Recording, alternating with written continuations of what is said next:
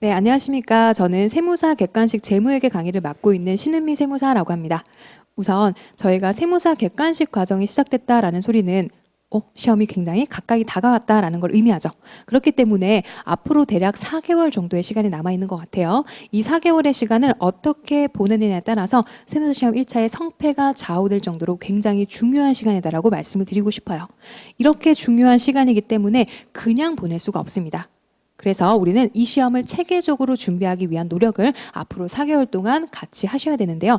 이를 위해서는 일단 저희가 보는 객관식 재무회계는 어떤 식으로 문제가 출제가 되고 어떻게 접근하는 것이 보다 효율적인지를 앞으로 살펴보도록 할 거예요.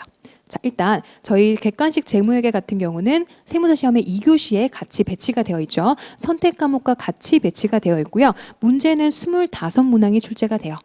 자, 세무사 2교시 같은 경우는 총 80문제를 80분에 푸는 굉장히 쉽지 않은 시험이기 때문에 우리 객관식 재무회계도 25문제가 출제되긴 하지만 절대 이 문제를 다 풀 수 있는 넉넉한 시간이 주어지지 않습니다. 그래서 우리는 가장 먼저 이 시험을 대비하기 위해선 이렇게 세무사 시험이 어떤 식으로 기출이 되는지 그 내용을 살펴볼 필요가 있어요. 자, 일단 가장 먼저 우리 객관식 재무회계 같은 경우는요. 25문항이 나오긴 하지만 굉장히 희소식이 있어요. 희소식이 뭐냐면 재무회계는 어느 한 파트에 집중적으로 문제를 내는 게 아니고요. 전 영역에 걸쳐서 고르게 문제가 출제가 되기 때문에 우리가 어떤 걸 할 수 있냐면 내가 잘하는 부분과 잘하지 못하는 부분을 서로 취사 선택할 수 있다는 게 굉장히 좋은 메리트라고 보시면 돼요.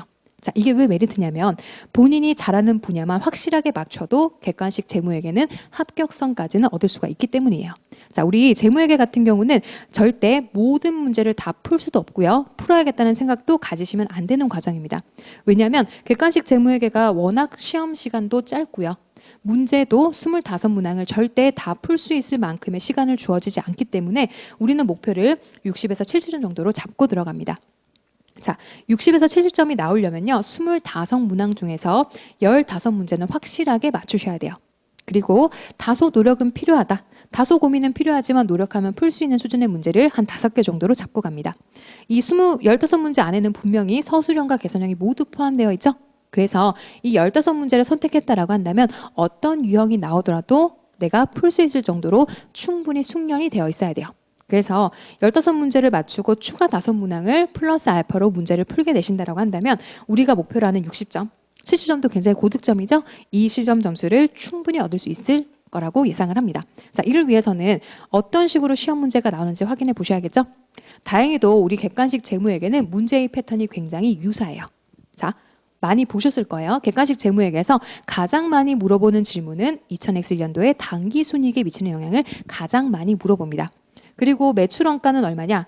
해당 회계처리가 재무상태표나 포괄손익계산서에 미치는 영향을 가장 많이 빈출하고 있기 때문에 이 문제는 앞으로도 계속 나올 거예요. 그래서 이 최빈출 유형만 충분히 학습하셔도 좋지만 우리는 확실한 문제를 위해서 최근의 기출문제 스타일도 살펴볼 필요가 있어요. 자, 세무사 시험 바로 전에 회계사 시험을 보는데요. 그 시험 같은 경우는 최근 들어가지고 결과값을 주면서 기초의 값을 물어보거나 결과값을 주고 기초의 이자율을 물어보는 형태로 약간의 변형된 스타일로 문제를 출제하고 있어요.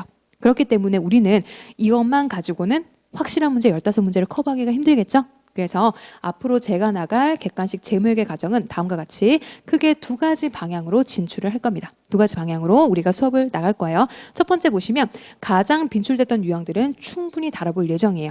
수업 시간이 안 된다라고 한다면 쪽지 시험까지 볼 겁니다. 그리고요, 2번째로는 가장 최근에 기출되었던 조금 변형된 스타일까지 커버를 해서 이 2가지를 같이 다루면서 이 2가지를 통해서 확실한 문제 15문제와 추가 5문제를 충분히 다룰 수 있는 시간을 가지도록 할 거예요.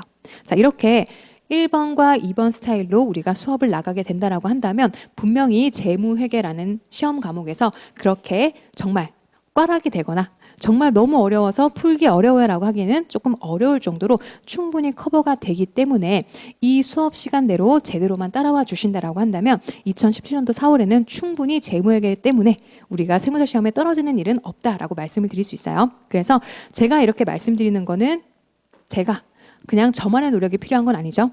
지금 공부를 같이 진행할 우리 수험생 여러분들이 저랑 같이 한마음으로 같이 진행을 해주셔야 이러한 과정을 충분하게 효과적으로 또 효율적으로 진행을 할 수 있습니다. 그래서 앞으로 수업을 진행하는 데 있어서 이러한 방향성을 가지고 진행을 할 거니까요. 제 준비를 해주시는 수험생 여러분도 이런 방향성에 근거해서 수업을 잘 진행해 주시면 보다 더 좋을 것 같습니다. 자, 그렇게 된다라고 한다면 2017년도 4월에 세무사 시험의 합격도 그리 멀지 않다라고 말씀을 드릴 수 있을 것 같아요.